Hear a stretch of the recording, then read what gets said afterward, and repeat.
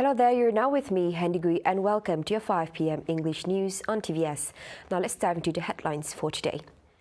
Gabungan Parties Sarawak GPS Secretary General Dato' Sri Alexander Nanta Linggi confirmed that GPS will not give way to Parti Pribumi Bersatu Malaysia or Bersatu in the upcoming 15th General Election GE15. He reiterated based on the Premier of Sarawak's statement earlier, GPS will not work with any outside party. Pada Yang Amat Berhormat Pimpinan Sarawak sebagai pengurusi Supreme Leadership Council GPS sudah jelaslah dan beberapa kali kenyataan sama telah diberi. Jadi memang itu adalah satu pendirian GPS lah. Jadi begitulah buat masa sekarang. When asked whether Bersatu had requested to work together with GPS for the GE15, he said GPS will stand by Abang Johari's statement as the state coalition's chairman. Saya tidak boleh buat andaian sekarang. Kita ambillah kenyataan Yang Amat Berhormat Datuk Tan Sri Abang Johari sebagai pengurusi Supreme Leadership Council GPS sebagai begitulah. That is the GPS stands now lah. Nanta added that GPS is ever ready to face the upcoming election. In fact, GPS's machinery had also been deployed to organize measures and discuss on political issues. We are ready for PRU. GPS has always been in a state of readiness in that sense especially kita baru-baru lepas PRN. Jadi machinery kita memang jalan lancar, lebih-lebih lagi bagi PBB sebab di bulan pertengahan bulan Jun nanti kita akan mengadakan Perhimpunan Agung. Jadi beberapa minggu lepas sehingga sekarang masih dalam perjalanan, iaitu mesyuarat cawangan-cawangan berlangsung sekarang. Jadi apabila kita untuk buat persiapan dia dalam mesyuarat cawangan, memang kita bincang hal politik dan sebagainya lah. So itu membantu dalam persediaan. Last year, Perikatan Nasional PN Chairman Tan Sri Dato' Muhyiddin Yassin said Bersatu will be working with GPS in the GE15.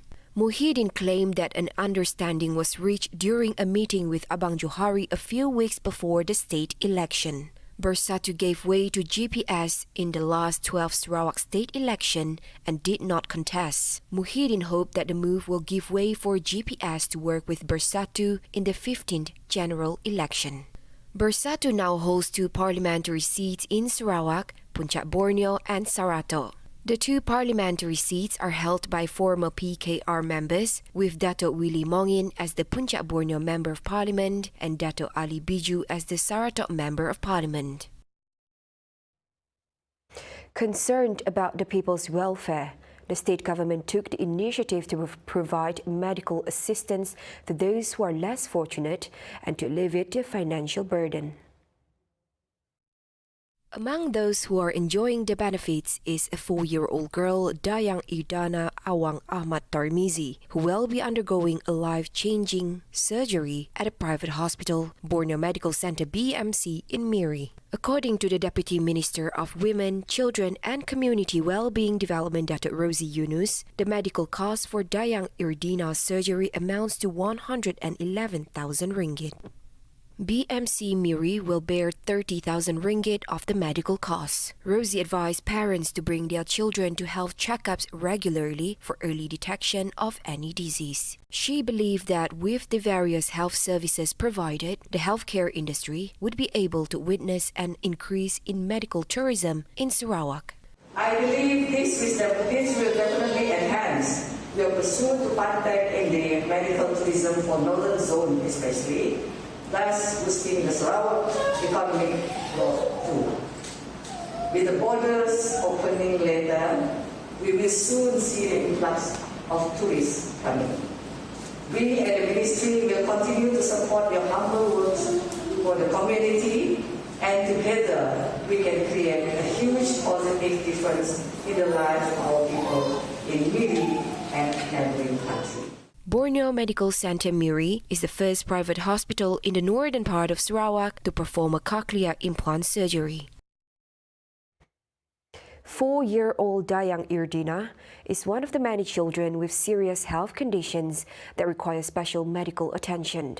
Her mother, Yalizawati Maund, expressed her gratitude for the concern of many people, including those from the state government, about the condition of her eldest child who has hearing problems.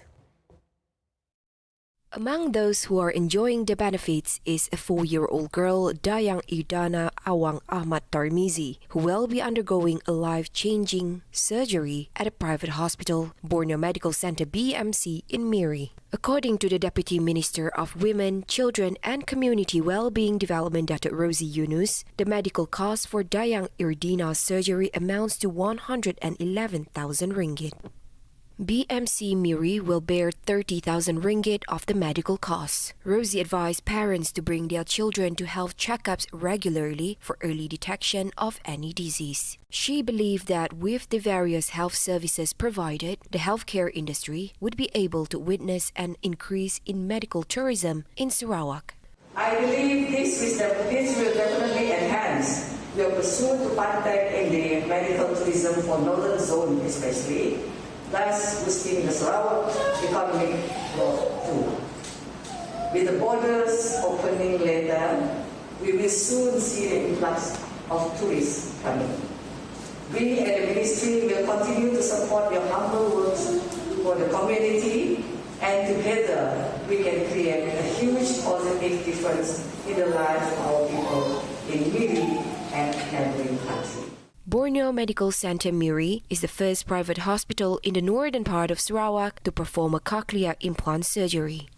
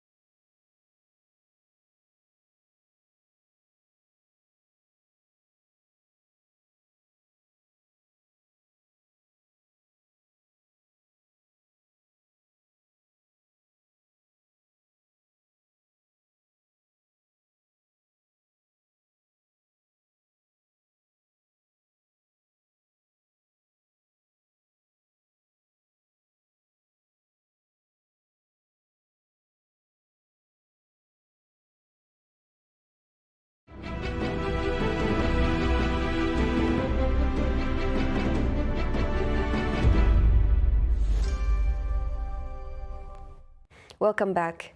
Malaysia's palm oil inventories at the end of April likely rose for the first time in 6 months as production and imports climbed. Stockpile was inclined to 5.2% from the previous month to 1.55 million tons, its highest since January.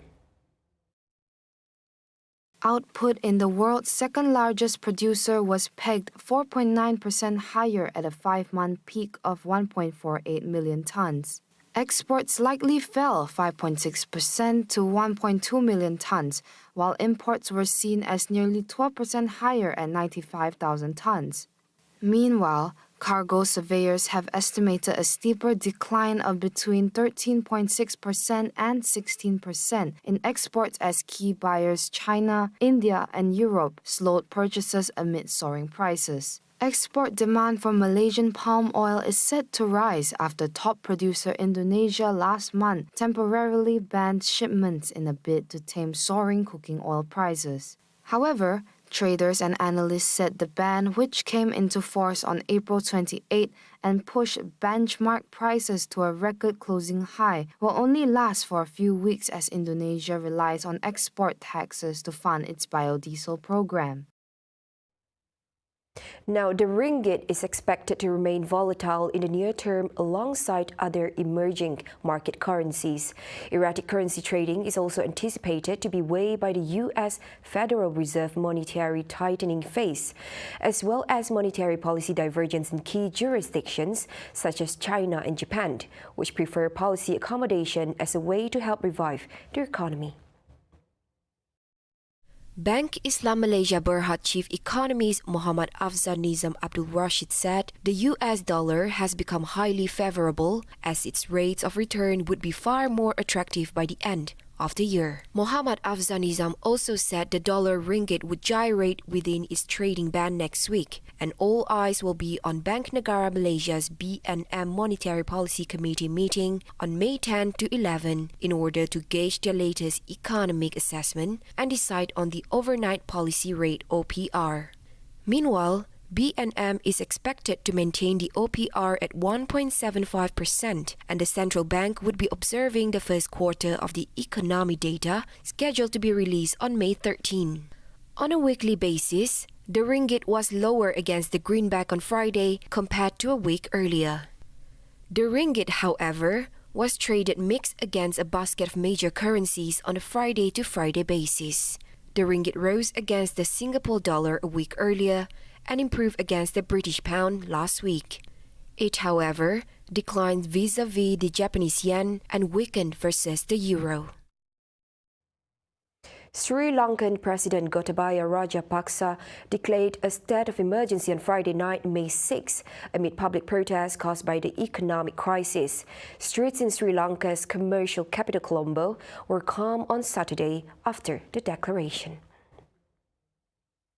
Details of the latest emergency regulations were not yet made public, but previous emergency laws have given greater powers to the president to deploy the military, detain people without charge, and break up protests. In a special gazette issued by the president, it stated that an emergency law was declared in the interest of public security, the protection of public order, and the maintenance of supplies and services essential to the life of the community. There were no initial reports of late-night disturbances following the emergency declaration shortly before midnight, while traffic proceeded as normal. On Friday, May 6, police fired tear gas at dozens of demonstrators outside Parliament in more than a month of sporadically violent anti-government protests amid shortages of imported food, fuel, and medicines. Hit hard by the pandemic, rising oil prices, and government tax cuts, Sri Lanka has been left with as little as $50 million in usable foreign reserves. Meanwhile, the country has approached the International Monetary Fund for a bailout. A deadly explosion hit a well-known hotel in downtown Havana on Friday, May 6, killing at least 22 people and injuring 74.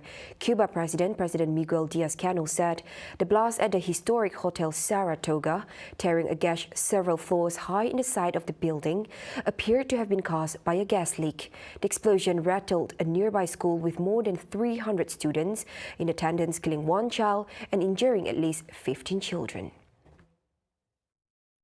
Total de los lesionados, 15 fueron niños y hasta ahora se identifica uno fallecido.